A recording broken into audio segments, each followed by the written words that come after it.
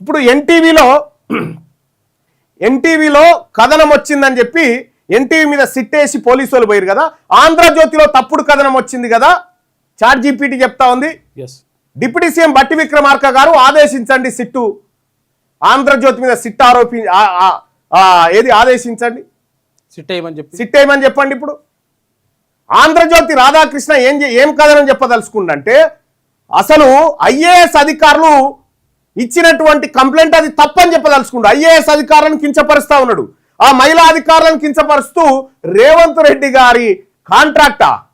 ఇక నైతిక విలువలు జర్నలిజం గురించి ఇక రాధాకృష్ణ గారి దగ్గర నేర్చుకోవాలి తెలంగాణ మొత్తం దేశం అంతా. ఈ ప్రపంచం మీదనే పరమ చెత్త జర్నలిజం విలువలు పాటించని పత్రికగా ఆంధ్రజ్యోతి తెరకెక్కిన తర్వాత డిప్యూటీ సీఎం గారి మీద ఒక దళిత బిడ్డ కన్ను మండిన డిప్యూటీ సీఎంగా ఉంటే సీఎం కావాల్సింది ఆయన. తెలంగాణ రాష్ట్రానికి సీఎం కావాల్సినటువంటి అన్ని అర్హతలు ఉన్నటువంటి వ్యక్తి బట్టి విక్రమార్క. నీ దొంగల ముఠానంతా తీసుకొచ్చి వాళ్ళేదో వీరులు సూరులని నువ్వు రాతలు రాసుకుంటూ చంద్రబాబు నాయుడు ఏజెంట్లను ఈడ ముఖ్యమంత్రులుగా పెడతా ఉంటే తెలంగాణ చూస్తూ కూర్చోదు. రాధాకృష్ణ గారు, తెలంగాణ రాష్ట్రం చూస్తూ కూర్చోదు. ఇంకా మేము ఆడికేం దిగుమతి చేస్తాం.